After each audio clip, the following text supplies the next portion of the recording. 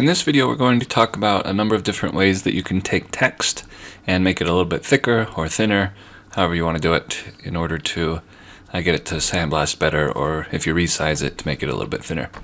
So I'm just going to take some text and click here to start typing. I'll just put today's date, March 23rd, 2020. And I will change the font. Let's go to this Lucida handwriting font, for instance. Under the view, instead of wireframe, I'll go to enhanced so that we can see it a little better. And let's give it maybe a 2-inch font size. I'll also zoom in so that we can see what's going on here a little bit better. If I go back to the wireframe, I'll just hit V on the keyboard.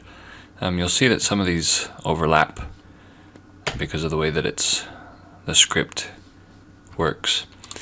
If I wanted to make these a little bit thicker, there are a couple different ways to do it.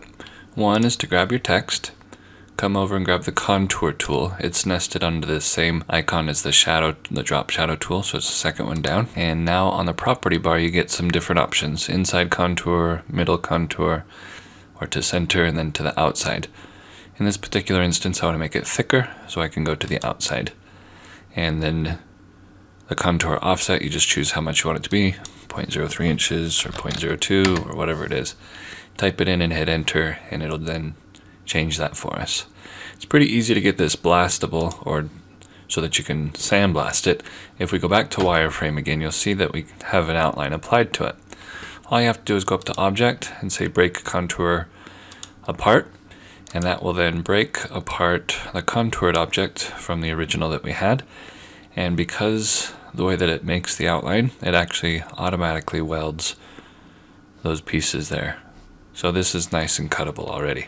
If your letters were too thick, you could do the same thing and just go to the inside, choose inside here, and give it a number, hit enter, object, break contour apart, separate them,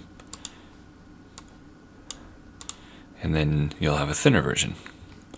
Obviously that's not really what we'd want to do in this case, but just to show you how it works.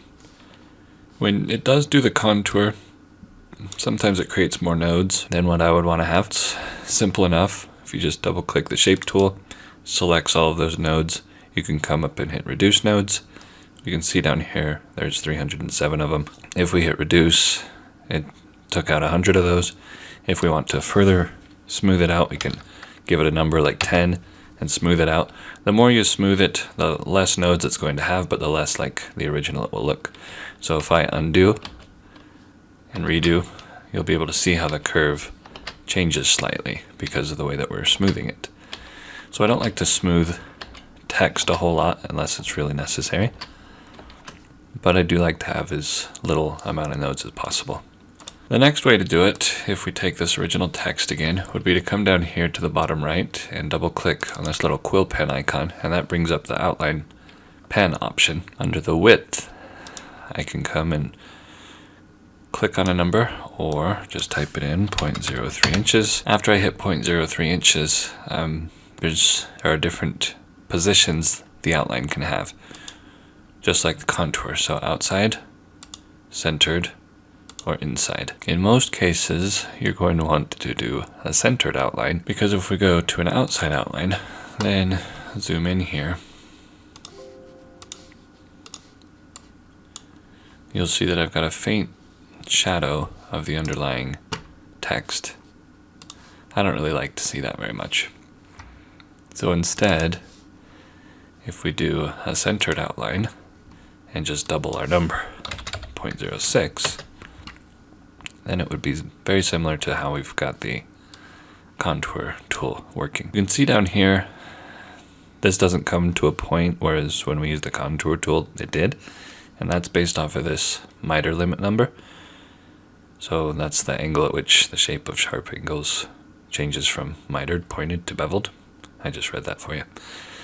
Anyway, if I change that to 0, for instance, then it will go to a point. The nice thing about having contours or outlines applied to text is that it's editable. So I can come in here and swipe and change that, and it still stays the way that it's supposed to be as far as the thickness goes. But in order to get it to cut, if I go to the wireframe, so I'm going to put my mouse cursor right here at the outline. Now you'll see the outlines down here. In wireframe view, you don't actually see outlines. If I were to contour it,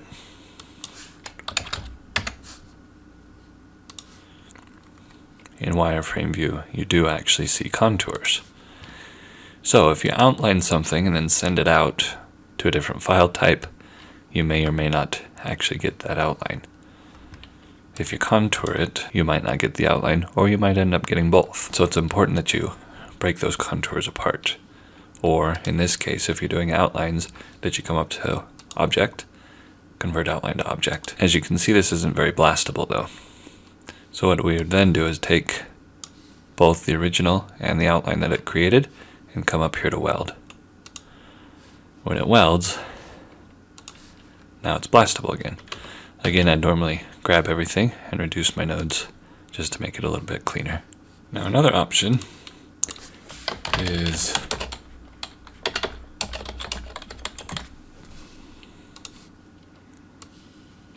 to use tools in MemorialDESIGNER,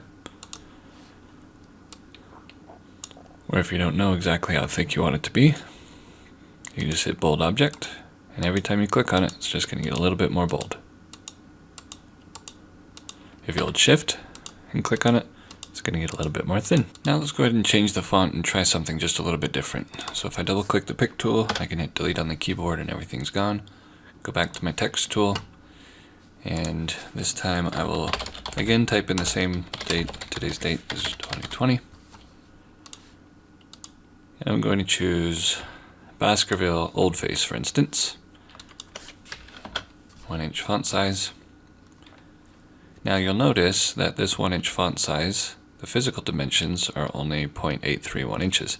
And that's because the way that this font is measured is it's going off of ascenders and descenders to measure the height of the font, and so this is not exactly correct. So we do have a Monument text docker over here where you can choose a reference letter size you want and hit apply, and it'll resize then so that now this is sized correctly. If I took this though and made it a little bit more bold, so I'm just going to click on the bold tool a couple times. You'll see that I now connected those letters together, not what I wanted to do. So I'll come back, grab my shape tool and slightly move this one over. Now I'll come back and bold it again. So I've got it now thick, but if I measure from here to here, it's now 1.04 inches, which is not exactly 1 inch. So I'll just shift select this one, come over to auto size, type in 1 inch, don't straighten it, and hit apply. And now that's back to being exactly 1 inch tall. The last one that I want to show you is new to 2020, and this is a variable font. So if I type in March 23rd, 2020, and come up here and choose Bond Script, you'll notice that up here it says VAR, and that means that it's variable. So if I were to change this one using the variable properties, I can come up here and I can change the width of the font. Notice what happens to the C. It starts curving around a little bit more as I condense it. On the weight, you can make it thicker, or you can make it thinner.